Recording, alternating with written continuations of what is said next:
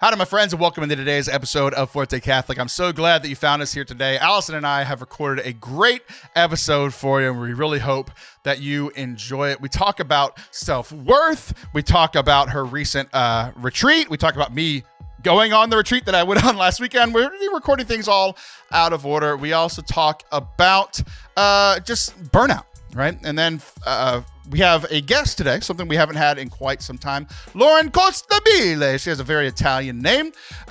She comes on to talk about her work with children with Down syndrome, and she teaches a lot about the surgeries that they need and the work that she is doing. Many of you guys know that Allison Sullivan actually adopted a baby with Down syndrome about 5 years ago. So it was a cool God Providence thing that all three of us were able to come together to talk about that. So we hope that you enjoyed today's show. If you do, please hit subscribe wherever you are listening to this podcast, or if you're watching on YouTube, hit those subscribe buttons and all the bells and all the things. We appreciate you. Enjoy today's show.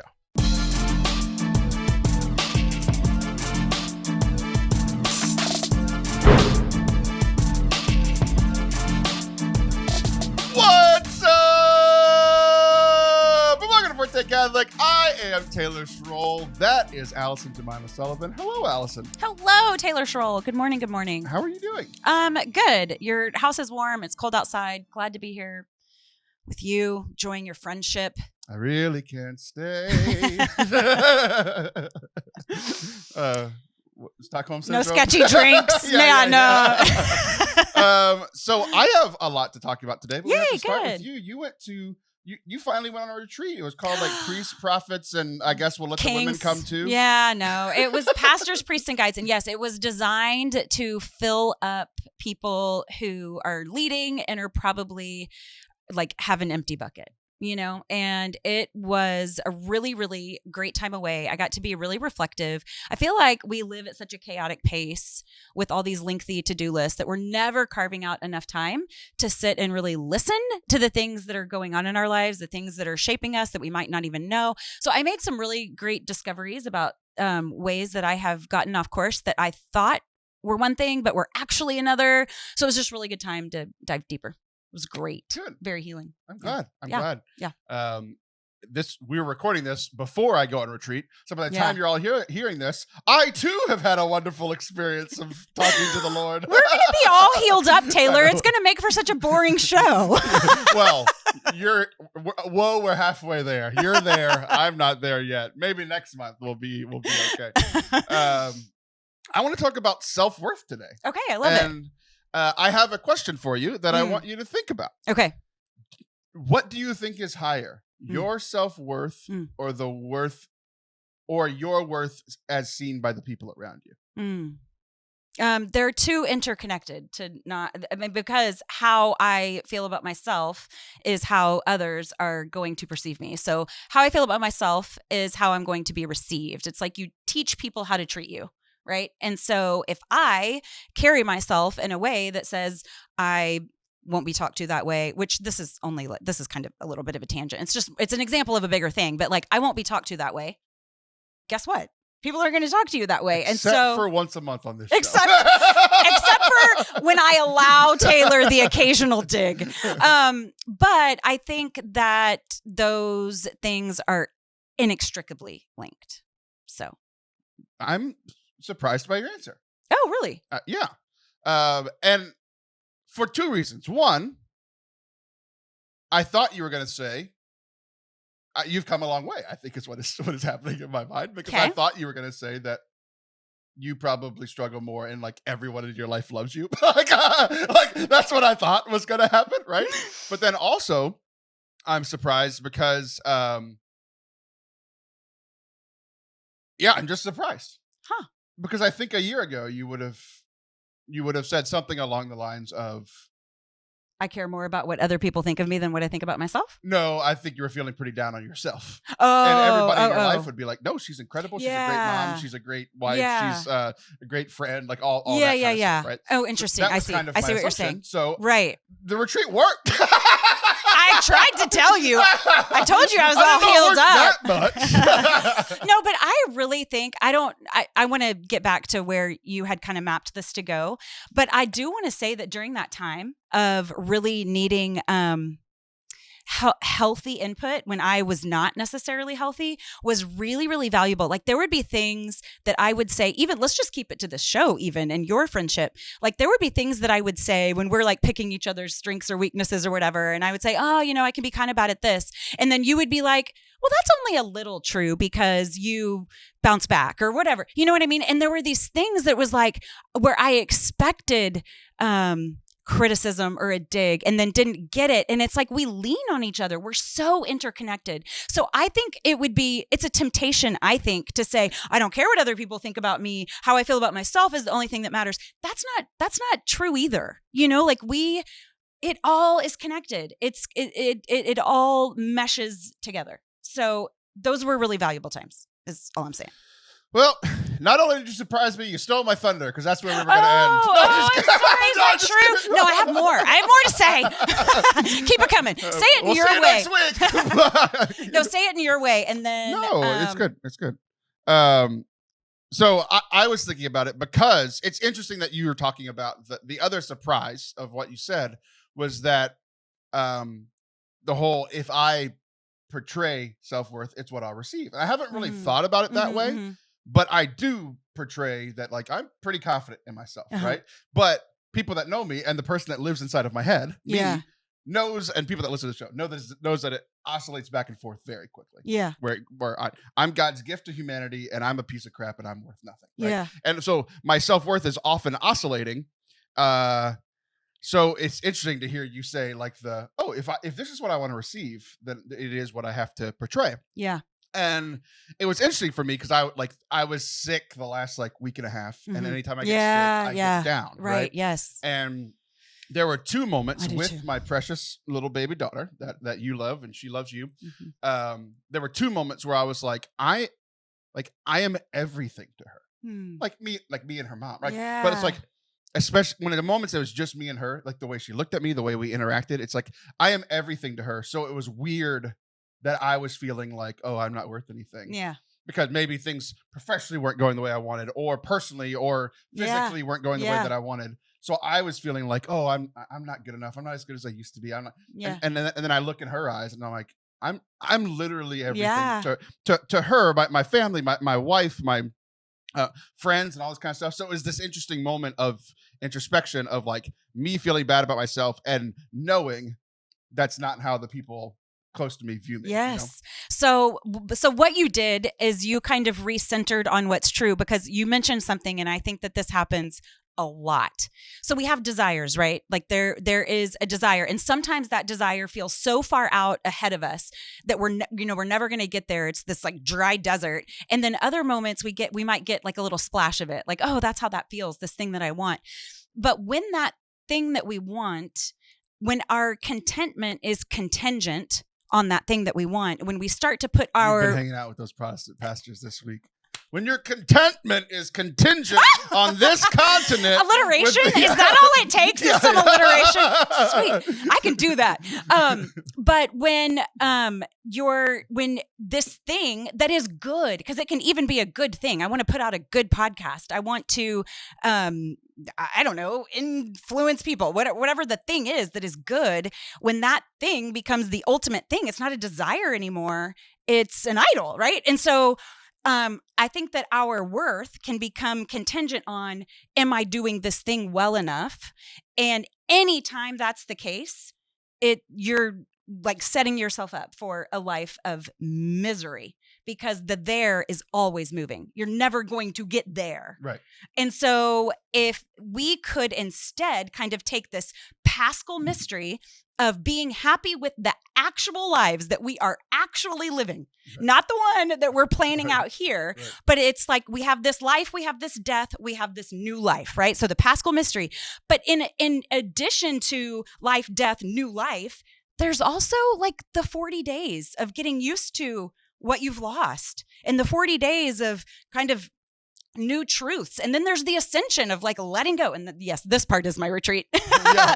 I was like, this is everyone's favorite Allison. I'm just like soaking it in.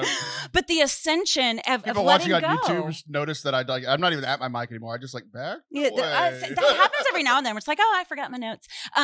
But the ascension of like of letting go, and so, anyways, I think that we can become very miserable people and think that we are worthless if we are basing everything off of having a perfect show instead of the look in my daughter's eyes.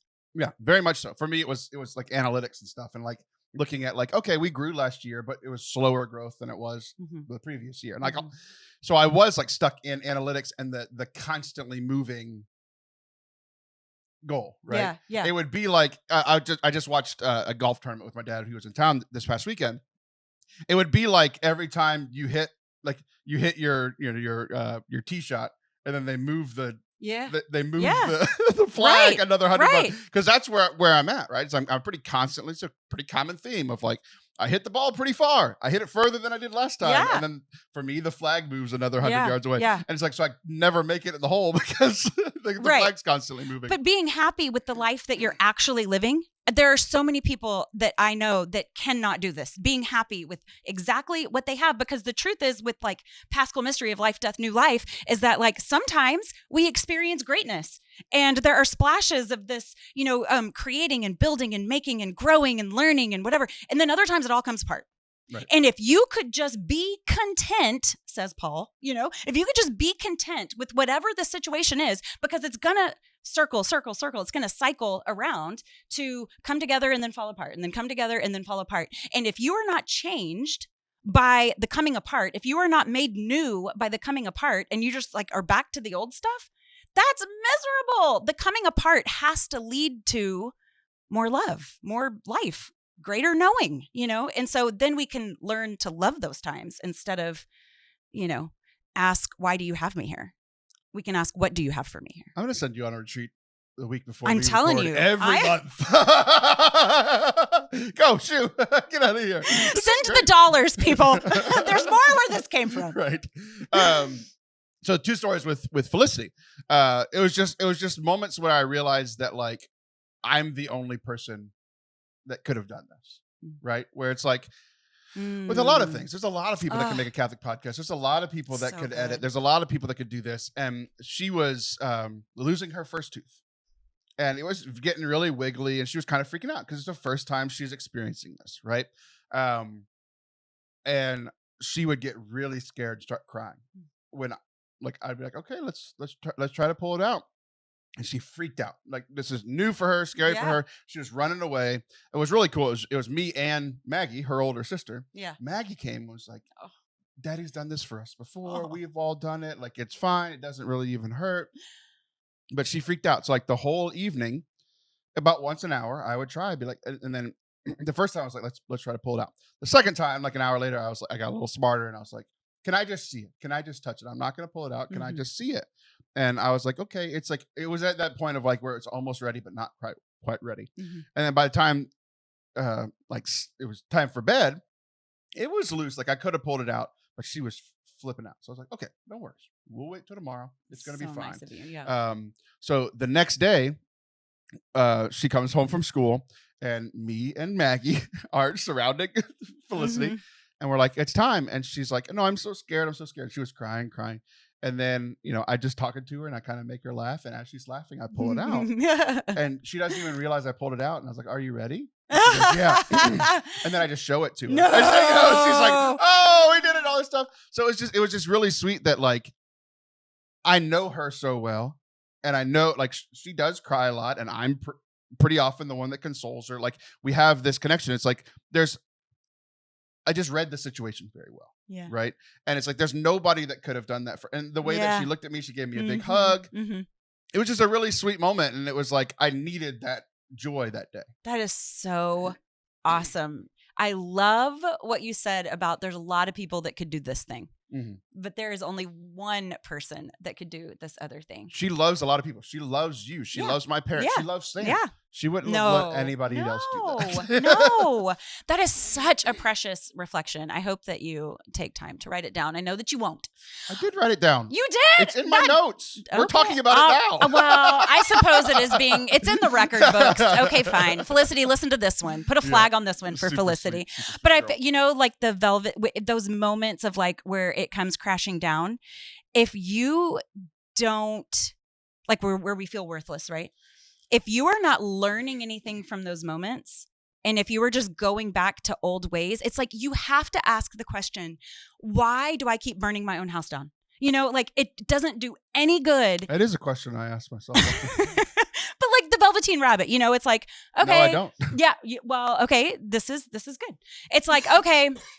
Everything came apart, right? Like everything got real tough. I started wondering who the heck I was. I started wondering why these numbers weren't how I wanted them and what's wrong with me, that the numbers are even better than they were or whatever. And that would have made me happy. And now it doesn't. What's wrong with me? Whatever. The places that you go, the dark places that you go. You could look at this Velveteen Rabbit. There's a skin horse. Okay. So there's a skin horse that's been loved. He's an old toy. Confused. I know. Hold on. It's a playroom. Okay. Think Toy Story, but way older. And there's toys, and the skin horse is like bare, and he's like coming apart at the seams, and the other toys are like, that is one ugly horse, brah. Okay. But the Velveteen Rabbit, who's new and pretty, learns that the reason that the skin horse looks that way is because it's been so well loved. And so we can look at these moments that might look and feel like hardship. Ow, that hurts, or that fur's gone, or whatever. And then we can turn it into, this was a time that I was loved greatly because the Lord was taking me deeper into knowing him a different way, being comforted by him a different way. But that's not happening if you're not asking yourself, why do I keep burning my own house down? So you asking yourself, you saying, here's this way that I'm feeling bad, and then having the Felicity moment, boom, done. You're the skin horse. I was about to say, who is who in this coming scenario? Apart at the seams. So you're the pretty one, and I'm the one falling apart? That's what I heard. That's what I was like, wait, I kept being like, wait, that's me, that's you, that's me. I didn't know who was who. Y'all, because I'm old, I can make references that Taylor does not understand, and it's really great. I did not know the Velveteen Rabbit would be one of them, because I thought that was like lore, like folklore for I'm a skin horse. All people. That's what I learned. For always. So horses. I was feeling really good about myself until this moment. Skin horses. Yeah. Skin horse. I am well loved, I guess. It was cool. The next day, or it was either later that day or the next day.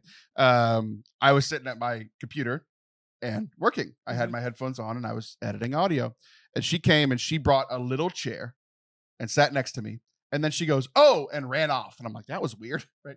She came back with these little headphones that she had and just sat next to me while I was editing audio with my headphones on. She's just so sweet. And it was just like, like her love and God loving me through her. It was just, amen. It completely like changed the whole course of everything. For as obnoxious as you are, Taylor, you have the most precious children. I really do. You really do. It's true. So I love them. I'm much more loving to them than I am to my co-hosts. I love those kids. I'll take that. That's fine. Now we're going to finally get to the point you made 15 minutes ago that I thought we were going to end with.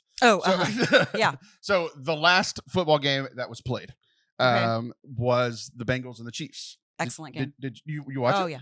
Yeah. Okay. So I think I know a lot of people watched it, right? Millions and millions of people watched it. And man, it was an incredible game. I won some good money, so I was happy with the outcome, But man, as an athlete, as a coach, as a person, as just the rookie Asai, I think his first name was Joseph. Yeah, Joseph Asai. Was that I had never heard of him before, and all game I keep hearing the guys, Tony Romo and the other guy just being like, Joseph Asai. Yeah. Oh, he's in Mahomes' face. Oh, he's Oh, he's made this tackle. Oh, I had never heard of him before. Yeah. Because he's a rookie. Yeah. And over again, I hear this guy's name. He played a great game, probably the best defensive. He's the defensive player for the Bengals that I heard the most about all game. Yeah. And then we get to the last couple of seconds, and he commits the penalty. Yeah. That is the the reason that they ended up losing, right? He hits Patrick Mahomes while Patrick's out of bounds. 15-yard penalty. They get to kick the game-winning field goal. Boom, game's over.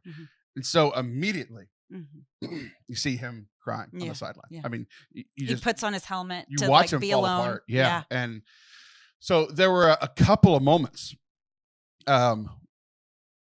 First, I feel for him because I see him crying, and I'm just like, I just can't imagine, because it's like I've been the guy that hit the game-winning shot. I've been the guy that missed the game-winning shot. I've been the guy who has won the game. I've been the guy who's lost the game, and I liked being in that position, like whenever I was playing sports, but never even close to that stage. The whole world is watching. It's deciding who goes to the Super Bowl. It's the only game on that day. Like, never even close to that moment, right? So anything that I might have felt times hundreds, thousands, I don't know, right? And then I start seeing his teammates go up to him and console him, and I was like, that's really nice. And then, but still hard, because everybody's celebrating and he's there crying, right? And he sits there for 10, 15 minutes. You can't take it for him, you know? I mean, it happened. It happened, right? He knows he made the mistake. It just is. And the finality of it is what gets me. It's over. He doesn't get to play another down for 6-7 months, right? It's over for there was one guy who, this is his last year on his team, on his defense, and he was yelling at him in the hallway. Because this guy just lost his only opportunity to go to the Super Bowl, because he's retiring. He's done. And because of this rookie, now he doesn't get to go. So he's yelling at him and saying, why'd you touch the quarterback? Like, why, you know? So now he got kind of supported by some teammates and berated by others. Which, like, in the heat of the moment, I could have been any of those people, right? I could have been the one that made the mistake and crying. I could have been the one that's been nice. I could have been the one berating. And under pressure like that, you're reactive. Right. Like, there's probably not a whole lot of, I get to choose what I'm going to do. I could see myself naturally being any of those people, right? And I literally thought about you in the final moment. I didn't see it till the next day, because after a while we turned it off. We watched something else, but we watched a lot of the post games. So we saw all this stuff happen. The next day, I see on Twitter, the longest video you could post, 2 minutes 20 seconds. So I see 2 minutes and 20 seconds of an interview with Joseph Asai post game, and he's still crying. This is, I don't know, 30, 45 an hour after the game, right? And he's still struggling, and he's standing there with these are big guys. These are, they're defensive linemen. They're huge, right? And he's standing with this guy who I also have never heard of, named BJ Hill. Did you see this? No, I have no. I don't know what you're about to say. So Joseph Asai is standing there crying. BJ Hill, who's a veteran, is standing right next to him, and Joseph Asai is getting interviewed. So let's say I'm Joseph Asai, you're BJ Hill. All BJ Hill does is just stand there, and he's a presence. He's essentially like, don't mess with my teammate. Right? And they keep asking questions, and they're like, why did you do that? And BJ Hill would say, no, ask a better question. And he stood up for him, right? And then he would say so that they would ask better questions. And they would be like, okay, what was going through your mind after it happened? Did you get hurt on the play? Did you see the sideline? Like, they started asking questions that you could actually answer. But 2 or 3 times, BJ Hill stepped up and said, "No, shut up. Ask a better question. Do better." And he was so he was silent for that 2 minutes and 20 seconds. Once or twice, he said, "No, ask a different question." That's all he said. He didn't say anything to support him. And like, I was like, I started tearing up, because I was like, that kind of friendship. Because BJ Hill is hurt by that. He just lost his opportunity to go to the Super Bowl because of Joseph Asai.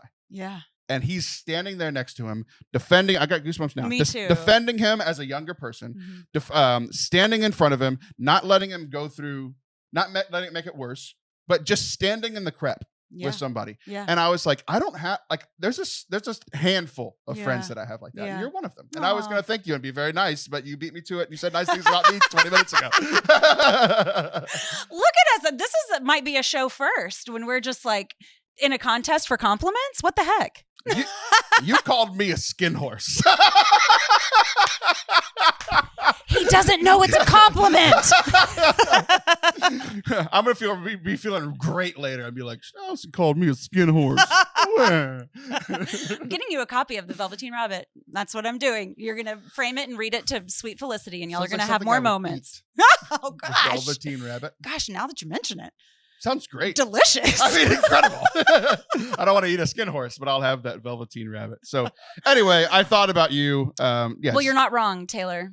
You're not wrong. I'll put up dukes and tell people to ask a better question all day, every day. Yeah, it was great. So anyway, I think there's a lot of points about self-worth. We got to more points than I even planned. It's really good. You went to your retreat and things are just popping off. So thank you. And don't go anywhere. We'll be right back. We're going to have a guest. We don't do that anymore. we're going to have a guest today. We're going to interview a guest together. We haven't done an interview together in years. Oh, yeah. Okay. I remember our last one. Yeah. It was great. There's a reason we don't do guests too much anymore. So don't go anywhere. We'll be talking to Lauren, and it's going to be fun. It is going to be fun. I know who you're thinking of. We'll be right back. My friends, if you've been thinking about joining us for our Italy pilgrimage this summer, then this is my invitation to be like, hey, it's time to make a decision. ForteCatholic.com/travel is where you can find out all of the information of our pilgrimage to Italy in late June, where we're going to be going to Rome, the literal home of Catholicism. We're going to Assisi, which is Father Anthony's favorite place. Father Anthony is coming with us. Liv Harrison and her family are coming with us, and along with a few other listeners. And we would love for you to come and join us as we pray, as we eat great food, as we drink great wine, as we enjoy each other's company. This is our first ever Forte Catholic pilgrimage, and we're really, really looking forward to it. So we hope that you will join us. Check out more information, ForteCatholic.com/travel. If you have any questions, please reach out to me. I'd love to talk to you about it. Come to Rome with us. It's going to be tremendous. We're going to go to Tuscany. We're going to stay in monasteries. We're going to stay in 4 or 5 star hotels. We're going to see the Pope. We're going to see the church that Pope Francis built. It's going to be great. ForteCatholic.com/travel. Come with us. Welcome back to Forte Catholic. I'm still here with Allison Sullivan. And Allison, we're going to talk to a guest. That's not something that we do often. Lauren, you should feel special. I love it. I know. I need company. I need good company to deal with all this. Yeah. We used to have guests all the time, and then we just got tired of it because we just like talking to each other, very insular. But yours, you emailed me, and it was a little bit too providential, and we're going to get into why. So Lauren, why don't you tell us what you're doing these days? I knew you from back in the Array of Hope days when you were singing and a speaker and all these things, but you've got a new mission on your heart, and it connects very well with Allison. And you emailed me the other day, and I already had a recording with Allison scheduled, and I was like, hey, can we make this work? And we did. So why don't you tell us what connection that you have to the life of Allison Sullivan? Yeah, I love this. First of all, thanks for having me. This is great. So my name's Lauren, and I am the founder of a nonprofit called Hearts of Joy International, which provides life-saving heart surgery for individuals with Down syndrome, because 50% of them are born with a cardiac defect that requires surgery to literally save their lives. And here in America, we have access to medical care, praise God, for the most part. But in developing countries, they don't have that same access. And so we work in countries like Uganda, India, Mexico, the Philippines, as well as doing some counseling to women who get the prenatal diagnosis here in America of Down syndrome and a heart defect. So yeah, I've been doing it for almost 4 years now, and it's just the joy of my heart, truly. And these children, bring so much love and beauty into the world. And I just love being with them and doing this. Yeah, so Allison has a pretty deep connection to your work. Yeah, I love that so you sent an email just explaining yourself to Taylor, and then Taylor's like, well, Allison's going to be here in 24 hours. What do you say about tomorrow? So it all felt pretty divine. I have an 8-year-old who we adopted who has Down syndrome, and he has added so much light to our home. So much so that we really can't imagine our family without him, it feels ironic because we lived for a long time without him. And then in those initial stages of adoption and the way that adoption works, people would kind of like lovingly sigh, because it's such a beautiful story, right? And be like, can you even imagine life without him? And I would be like, yes, I can, and now we are, let's see, over 5 years in, and now that answer has changed to no, like this, he is such an integral part of who we are as Sullivans. And thankfully, luckily, he does not have any heart defects, but it is something that we have to very closely monitor every year. Sure. That's so beautiful. Now I'm like, I want to meet him and hang out with your family. He is such a so honey. awesome. It's interesting. He, we adopted internationally. He was born in China, and he was 3 when I went over there to get him. Actually, he turned 3 like a couple of weeks before I got there. And as we were just navigating the streets of China, people would get very far out of our way.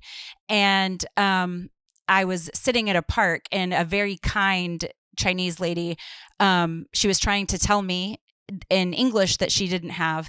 She said, your baby is very sick. Like, she thought that I didn't know. And so she was trying to explain to me, like, I know that you're here to adopt a baby, and I'm not sure you have all of the information. She felt like she was doing me a favor, saying your baby is very sick.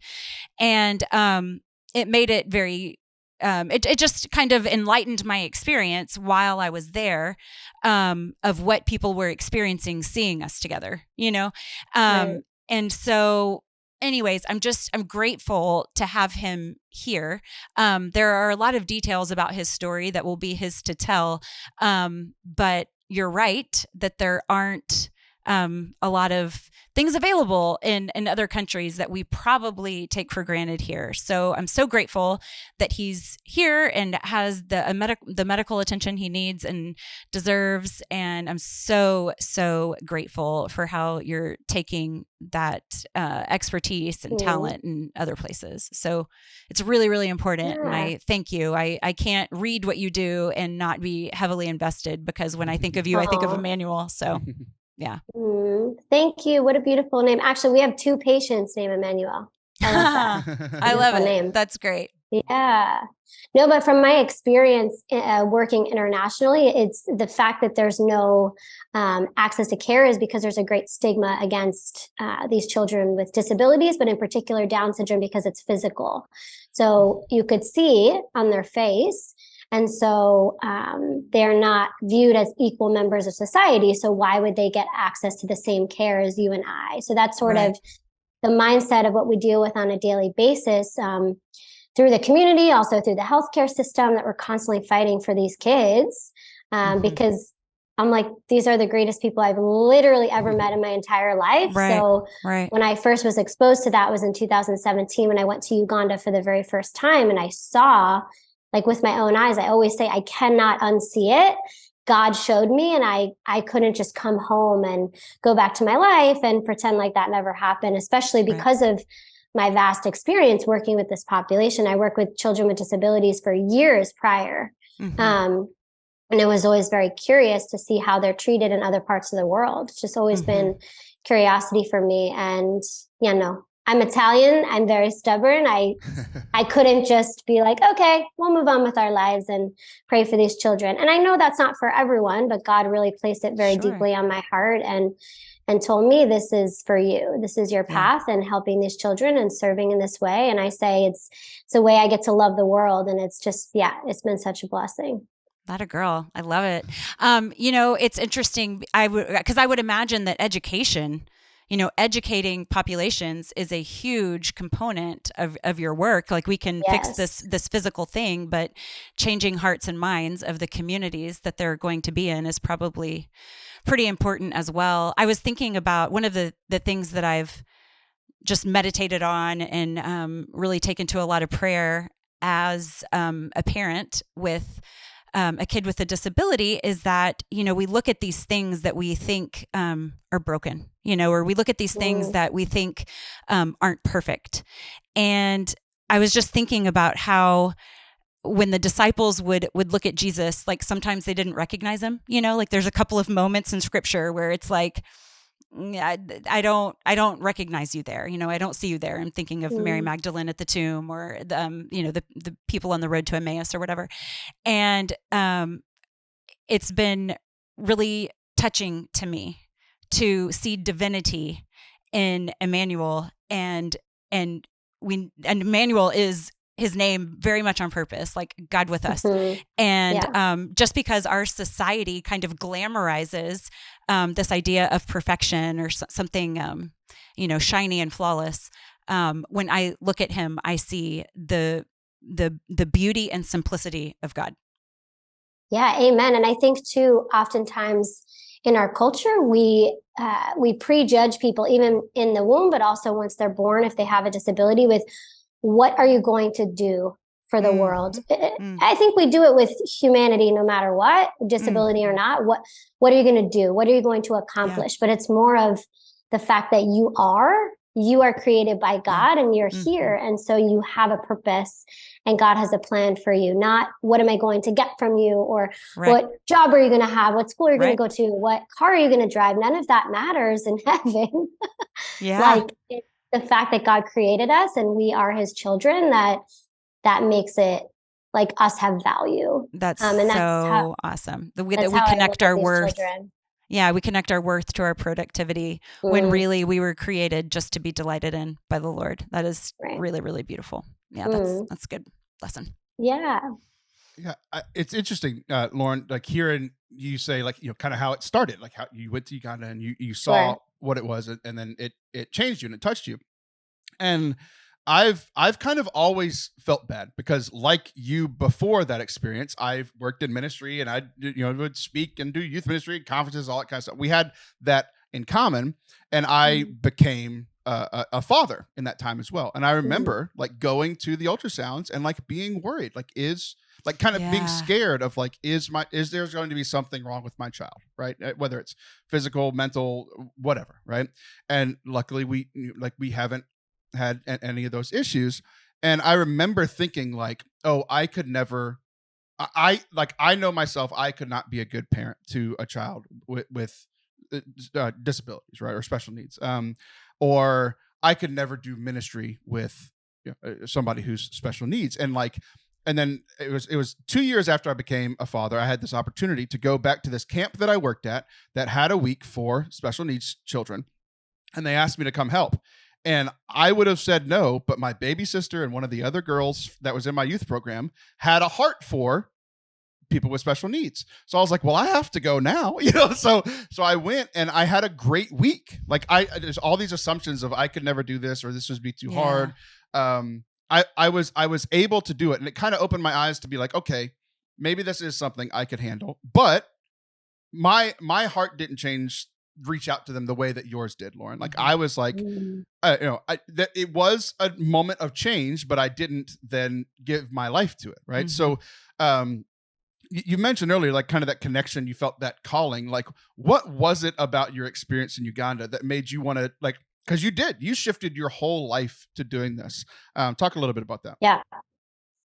Yeah. So it's funny because I think when people think of the voice of God, it's like this loud, very distinct voice. And for me, it wasn't like that, or he didn't reveal to me the whole entire plan. So just to give you a little bit of the backstory, I went and I visited about 10 children in their homes in Uganda. I got in touch with the local Down syndrome group there. And what I saw horrified me because they kept them in their home. So that was the first thing that stuck out to me, was they're not sharing these children with the community. And everyone was staring at us when we went to even just touch them or shake their hand or give them a hug. It was like, whoa, like don't even touch them. I think some people even think it's contagious or that you can catch this disability. It's just very archaic thinking in a lot of these countries.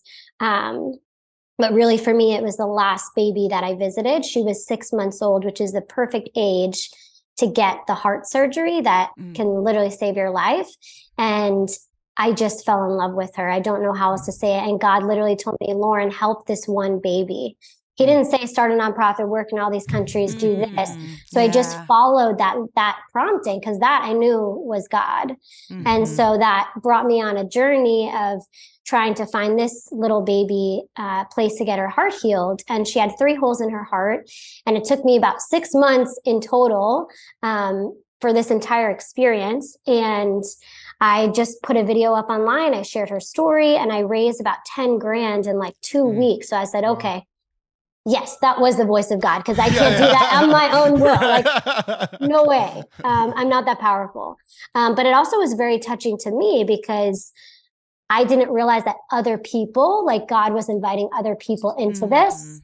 Because anyone who knows me knows, okay, like working with Down syndrome or in the community is like something for Lauren. That's great for Lauren, but it was so beautiful that God was inviting other people into this to support it, to be a part of the journey, which was really encouraging to me. Okay, keep going. And so I found out that she was on the list at the hospital in Uganda to get her heart healed. And then when they found out she had Down syndrome, they removed her. So I learned there, okay, so there's a stigma even within the healthcare system of caring for these children. And I thought to myself, okay, well, that's interesting. So like, what happens to them? Like who helps them?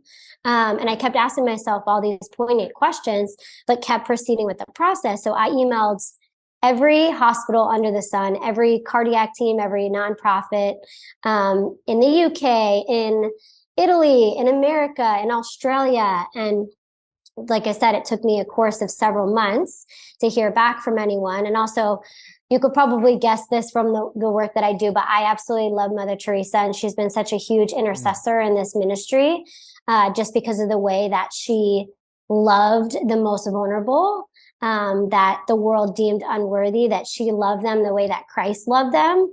And I just am so inspired by that.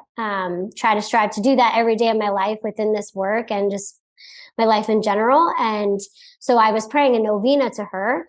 And so I'm just waiting for, someone to give us a hospital or some cardiac team so that we can operate on this child. And then I get an email from a man who says, hi, we have an organization. We will accept her. And also rewind a little bit, but I got word of another child as I was raising the money who also needed our help. And so speaking of education, this was the model that I go off of now. I had taught a class to like 7 mothers about Down syndrome. I explained the physical features, what to look for if you ever see a child like this, take them to a hospital and get their heart checked. That's the most important thing. And the translator from that class was out in a village and found a baby that had Down syndrome because of what I said in the class. Wow. So I was blown away by that. And so she also had 2 holes in her heart. So we were sort of helping both of them because I had raised enough money for both.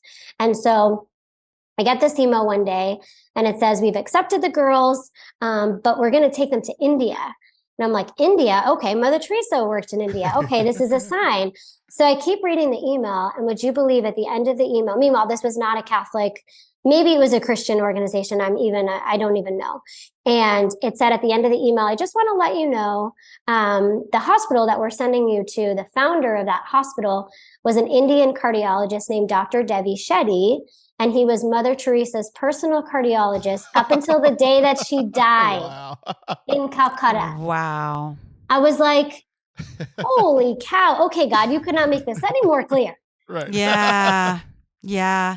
I love what you said about taking like the next right step. Because I feel like if you would have heard from the Lord that, hey, start this nonprofit, you would have been like, I don't know how to do that. I would have, so it's like thy word is a lamp unto my feet. Like he's only showing this first little bit to take a couple of steps, because if he lit up the whole path, you'd say that's too long, that's too much. So I feel like it's such a good encouragement to just lean into holy nudges and just see what God does. Like just do that. And the fact that when you said yes, you got the money, enough money for a baby you didn't even know about yet. You're right. I mean, that's the sign for me. It's like, okay, I got it. There were so many, were so many signs, and even now continuing, it's just God continues to affirm like this is what he wants. I joke and say like he loves his children more than me and more than I love them. He really truly does, and I love them a lot. So I can't even imagine God the Father's love for these children and what we're doing. And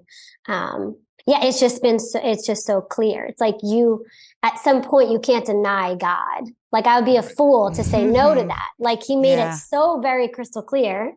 And so after bringing those 2 girls to India, I said, okay, this needs to be a full program because there's more children like them, and it's not their fault that they're born in a country that doesn't understand them or know how to care for them. I want to teach people the knowledge that God's given me, and show them the beauty and the value of these children. I want to change a culture, not just provide a service. I want to change people's hearts and minds, and seeing these children as a gift and not a burden. Well said. Beautiful. Yeah. So here we are 4 years later. You've been doing this for 4 years. And so the two primary things that you do are finding places to get these surgeries done and educating people. Is that right? Those two primary things? Yeah. We have partner hospitals that we work in all the countries. So India, Uganda, Mexico, the Philippines, where we send children based on their location. The goal is to treat them in their own home country, but it's not always possible. And so,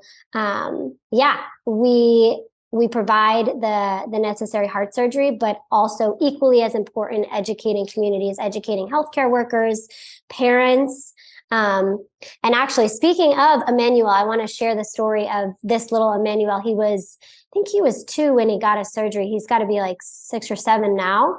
And his mom is like our shining star mother because she went through the entire program, and now her heart was completely changed and shifted after Emmanuel got his surgery, and she went through the education, and now she's calling us constantly. She's recommended probably a handful of other children, and before engaging with Hearts of Joy, she kept him in the home as well. But then afterwards, she shares him with the community, and she is like the most proud mom. It's the most beautiful thing ever. Wow. And she'll bring him to the market, and women will come up to her and say, hey, like, what is this? Like, my child looks the same. And that's what we want. We want people to not be afraid to share their children, because that in turn may help someone else as well. And they got 2 new hearts out of that surgery, mom and baby. Yeah. Oh, well said. Yeah, that's the hope. And we've healed the hearts of 58 children around the world since we first started. My goodness. Thank you so much for the hearty yes that you give. That is really, really beautiful. Hearty of joy, yes. Hearty. Thank you. Pun intended. Yeah, exactly. It was unintended, but God is good. Yeah. Like that. Well, Lauren, it's great. Yeah. I love this coincidence, how it all came together. And it was my favorite part of the story was how you were like, hey, I'm going to do this work, but other people can get involved from afar. That's me. So how can people who are listening support the work that you're doing? Yeah, thank you. So you can follow us on social media platforms, see what we're doing, keep updated with us. So that's at Hearts of Joy International on Facebook, Instagram, and we just made a TikTok.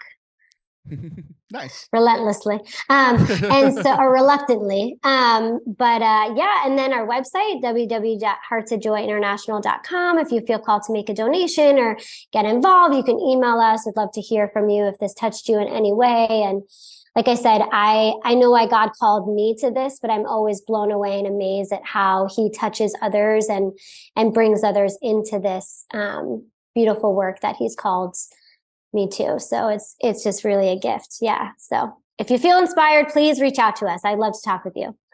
Awesome. Yeah. So nice to meet you, Lauren. You too. Yeah. All right, thank you for having me. Yeah, thanks, Lauren. Thanks, Allison, for sharing your story. This was fun for me. I just got to sit back and watch the two ladies talk. Guys, don't go anywhere. We'll be right back. If you've been listening to the podcast for a while, that probably means that you enjoyed it. I don't know why you would stay around for a while if you're not enjoying it. If you could do us a huge favor, especially in Apple Podcasts, which is where most of you listen, if you could leave us 5 stars and leave a little review. All it has to be is a couple of little sentences. Say like, hey, I like the show. Taylor always wears nice hats to cover his bald head. Like whatever it is, if you just be nice, it would really help us out to help the show continue to grow organically and on its own with the help of you. If you're listening on YouTube, leave a comment. Just any kind of traction, hit the little like button. Any of that interaction helps us out, and do the same for your other creator friends too, right? Leave reviews, like stuff, share stuff. It just really, really helps out me and all other great Catholic creators that are creating stuff. So I'd really appreciate it. We haven't got a new review in a while, so if you review the show and it's nice, I will read it on the air very, very soon. Thank you. Welcome back to Forte Catholic. I am Taylor Schroll, and that is Allie. My family calls me Allie. I only know that because of one of your hidden YouTube channels is Allie. Oh, wow. Oh. And I've never called Can you other that. people see that? Yeah. If Really? they look. Okay. And, well, they wouldn't have known before. I've actually wanted you to do that for me before, like some scrubbing, internet scrubbing. I think that's an actual thing, right? Yeah. Yeah.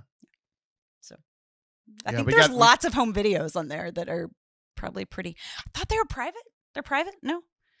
Gosh, I need assistance. Here I am, said to be. Remember that time that you gave me access to one of your YouTube channels, and I found some of your auditions for yes. stuff? I was like smoking and then I made a cigarette. Them public. Ah! No, I'm just kidding. You would do that. never. I was smoking a cigarette in one, and you were like, it was like a pencil. No, I actually have a real pack, and my kids count them to make sure I'm not actually smoking them. I keep them in this drawer. Good. I like that your kids do that. Yeah. That's a very funny thing that they do. I find that any character like holding a cigarette, I like a prop when I audition. So I think Silas is doing this so that one day he can take a cigarette and blame you. Oh, interesting. He's a smart kid. He It's that teenager brain. He is. He's wily. He's Like a coyote. Quick. He's actually way more quick-witted than me. Did you? I know you saw his little drawing, like directing me where the AirPods were. Yes, I did. Yeah, I don't know what it was. I saw the drawing, and you asked him, "Where are your AirPods?" And he sent you back a drawing, and I'm like, I think he committed a murder. All right. Like, did you do a murder, Silas? I'm laughing because he drew everyone's hair perfectly. Like he gave his friend dreads. He gave himself this little swoopy thing. I'm bald. I'm like, what? So anyways, yeah. Teenagers are funny. They do test your inner gangster, but they're funny. You have to have a sense of humor. I don't know how we got to. Oh, yes, cigarettes. Cigarettes in the private drawer with the private auditions that no one should see. So let's get to work scrubbing my internet. Okay, that was the intro to a segment we didn't know we were going to do. Let's see. I want to ask you, since you did the ending to our first segment by accident, how are we going to close this segment? Ooh, okay. We are going to close with how rules can be too rigid. No. Yeah, we are going to close with love is a person. We are going to close with my yoke is light. I just want to eat eggs now. That made me really hungry. I haven't eaten breakfast, and I was thinking about how expensive eggs are now. It was very funny. So two things. One, it was very funny. That's not how we're ending the segment, but I literally ended. This is funny that you said both of those things. I literally ended my ministry event last night. It was on divine revelation and scripture and tradition. And I literally ended the night by saying that the word is a person. Love is a person. I literally ended that way. And then after it was over, we do this ministry at a very, very, very nice house. Looks like a Spanish villa. It's incredible. Yes, right? I've been there. And I was joking with the owners because I opened up their fridge to put some like the dessert and stuff back. And I saw that they had 24 eggs. And I was like, most people think that you flaunt your wealth with the house. But now in this economy, you have 24 eggs? Lots of poultry. That is the sign of wealth. Right. Yeah. Or the sign of a giant family full of teenagers, because that's my situation too. I have lots of eggs in my fridge, but it is pure necessity, not excessive. I wanted to say excessity. Wouldn't that have been clever? Like cross-stitch it on a pillow. I don't know. Necessity, excessity. I don't know. You have so much energy today, and I don't know what to do with it. I'm like, what are we doing?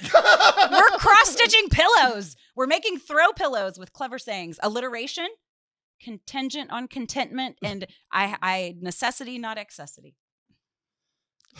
Listen, we have merch now, Taylor. Make it happen.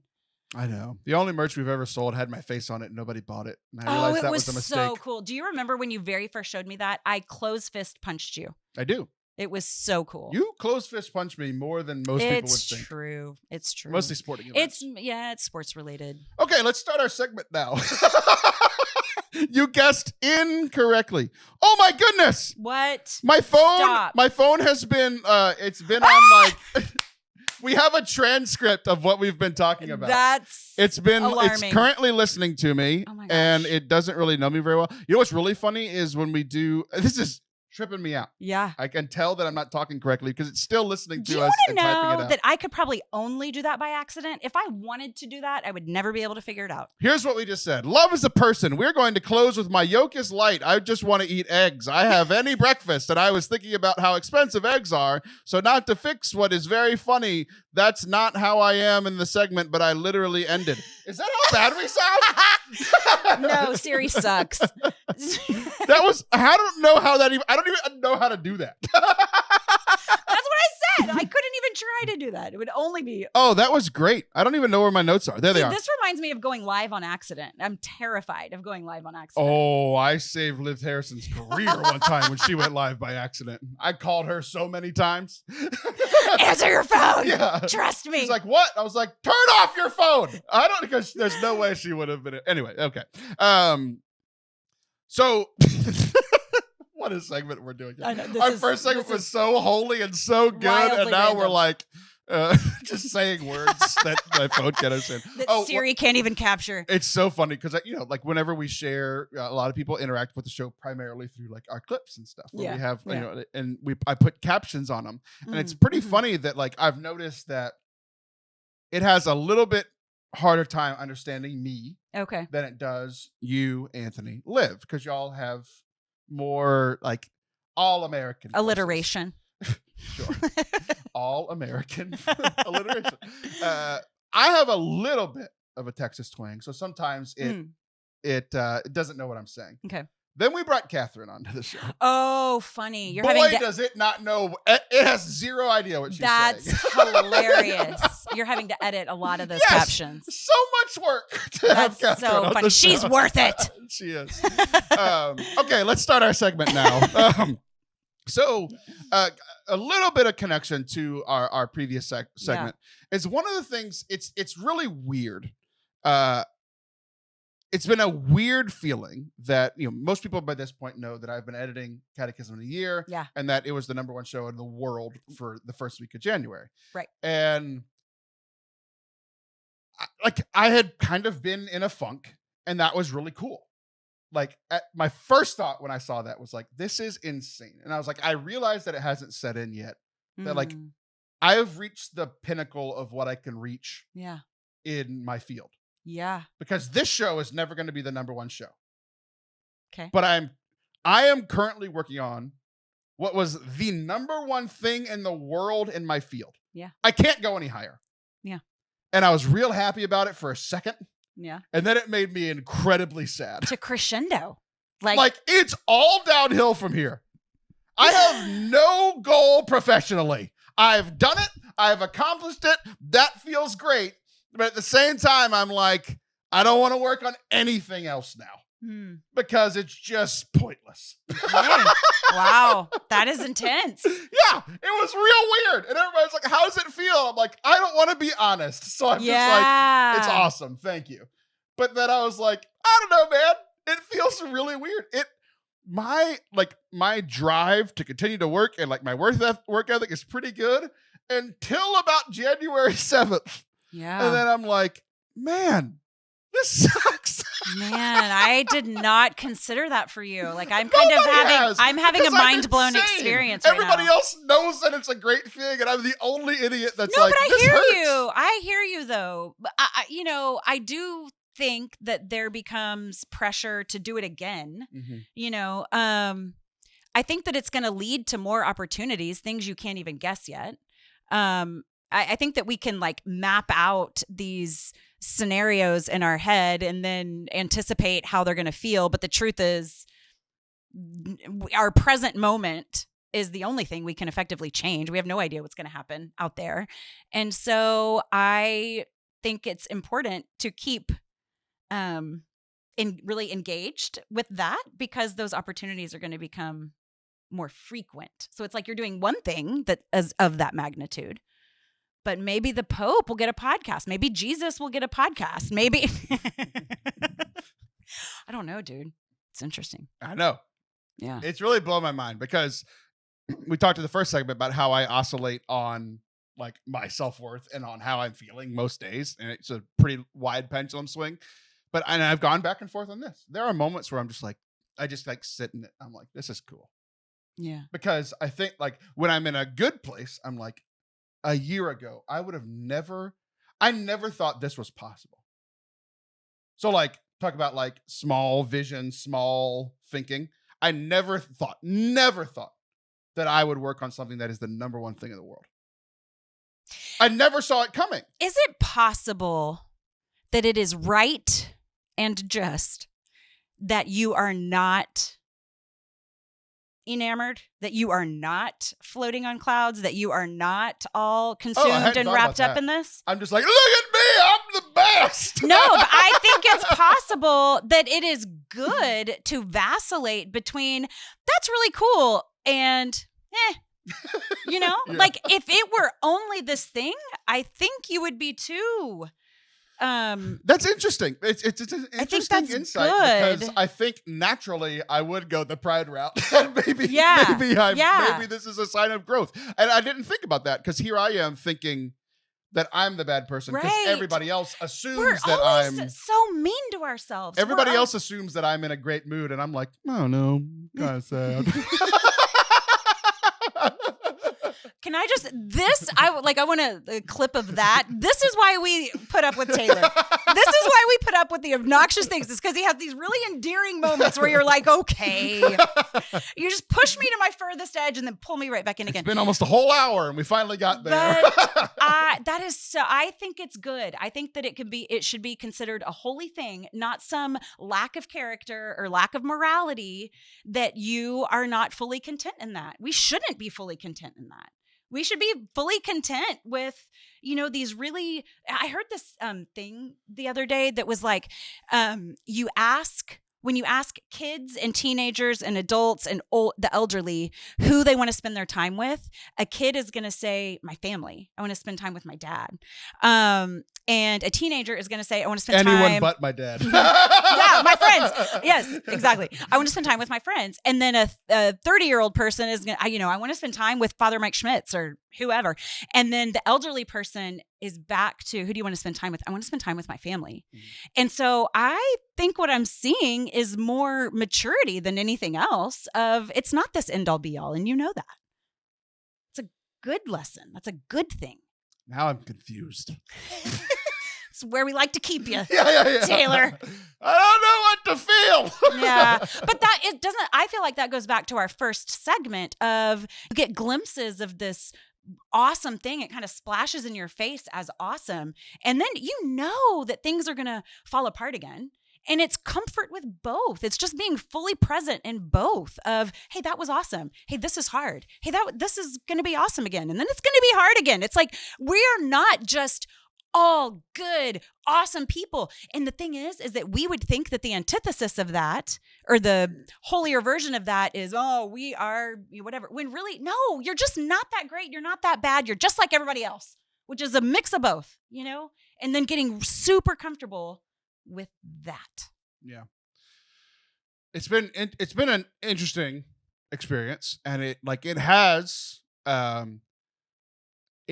made working more difficult because it's like I hadn't even thought about it until we started talking about it, and like especially with our conversation in the first segment, it's like my whole life has been our golf analogy from earlier. I hit the ball and then the flag gets further. I hit the ball. Now it's like I hit a hole in one super easily, and I just keep hitting hole in ones. So now I'm like, well, this is. Having never been an athlete, here's a question from a non-athlete to a competitive athlete. Is there glory in the Tom Brady of, I want to do it again. I want to do it again. I want to do it again. The longevity thing, which is, it's interesting that you bring up the longevity thing, because I've been thinking a lot about how one of the things that gives me perspective, especially like in the podcasting world, is a new show will pop up and it will get very popular for a little while. Uh-huh. Right. And it'll have a larger audience. Yes. Like, so somebody who is a bigger name, they start a podcast, it'll have a larger audience. Yes. And it'll just crush this show. Mm-hmm. And then 6 months later, they stop and they're gone. Right. So it's like, there are some shows that are like Father Mike gets, more downloads in a minute than I've ever gotten in my life, right? But there are some who, friends of mine, contemporaries, whatever, people that I know that are in a similar place in life, and they'll get 200,000 downloads in 6 months and then stop. Yeah. And it's like, well, I've gotten 250, but it's taken me 8 years. Right. But I still have more because of the longevity thing, right? Where it's like, so it's one of those things where sometimes I get sad by, man, they just did it in a day and they got more audience than I've ever had in a day. Right. But like, of all the podcasts that started 8 years ago, there's like 2 left. Yeah.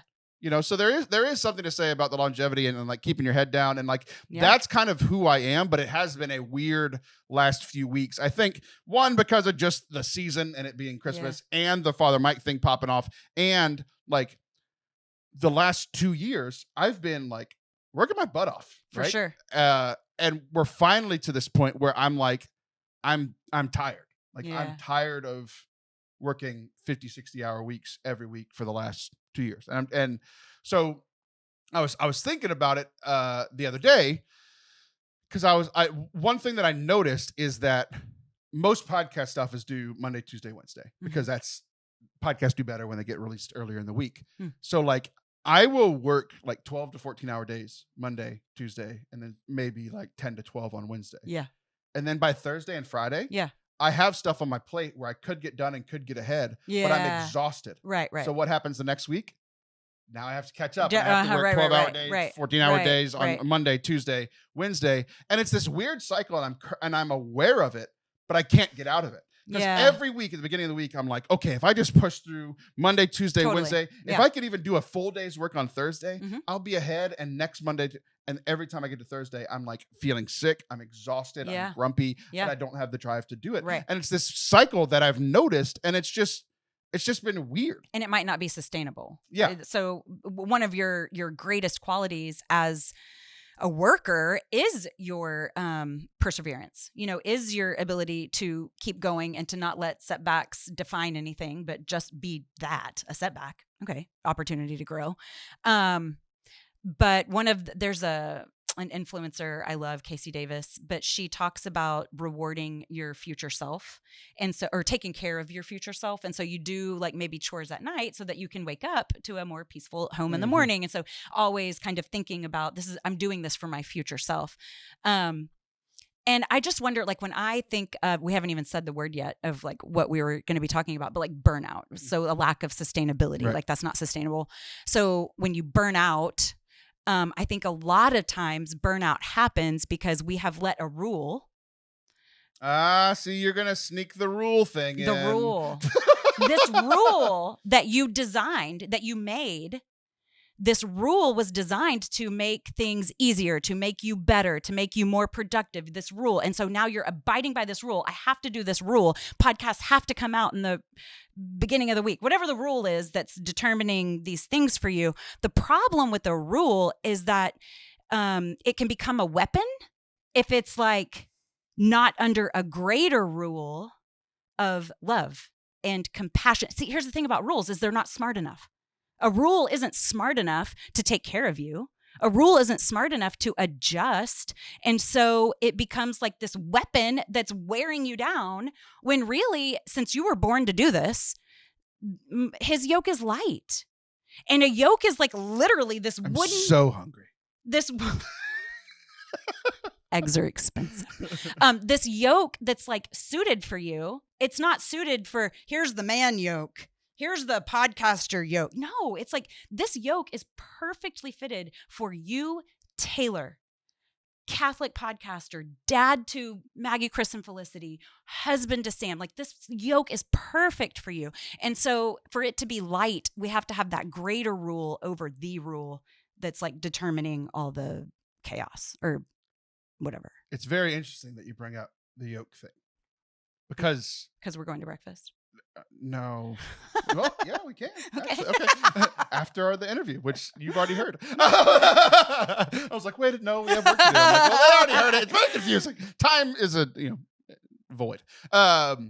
It's very interesting you bring up the yoke thing because I have a solution to this. Oh, okay. And by the time this has come out, the solution is already happened. What is it? You hold on. You made a straw man problem. You created this fake No, problem no. so that we could It's solve not it a here in fake this problem, segment. because it's been 2.5 years of me killing myself. It's a very real problem that I finally got a solution to. I bit the bullet. Okay. As of February 1st, Yes. I am no longer the only employee at Forte Catholic. Oh, what? What if I don't like him? Too bad, because he's great for me. His name is Nate. Nate! Nate has been a Welcome, Nate. I love you. I was just kidding. He's editing this. Nate is he's been a contractor with me for a while. He was a college student. He just graduated, and we've been working towards this moment for a while, where he is going to come and help and take a lot of my editing work so that I can be the president of the organization again. Yay! That's awesome. So I'm really excited. It's good. It is good, but it is also stressful, Okay. because having another employee means you have to pay them. Yeah. Yeah, you've heard of this? Yeah. Yeah. So we currently have enough money to pay me. Mm-hmm.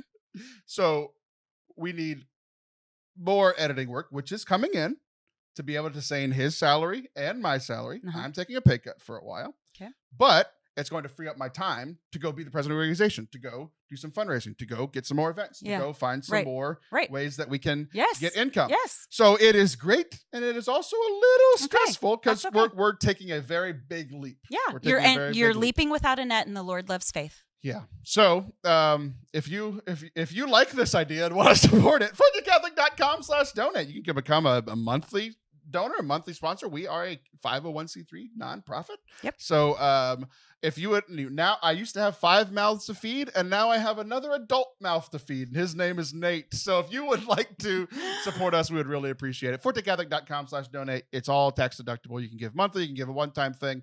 So if you like anything we're doing, if you like anything Allison said today, if you think that I'm a skin horse, ForteCatholic.com/donate to support the work we have going on here, so that I don't fall apart over the next couple of months. That's right. I love it. I'm so excited for you. I am too. God will provide. Thanks, Nate. Thank you, Nate. That's our show. I'll be back next week. She'll be back next month. See ya.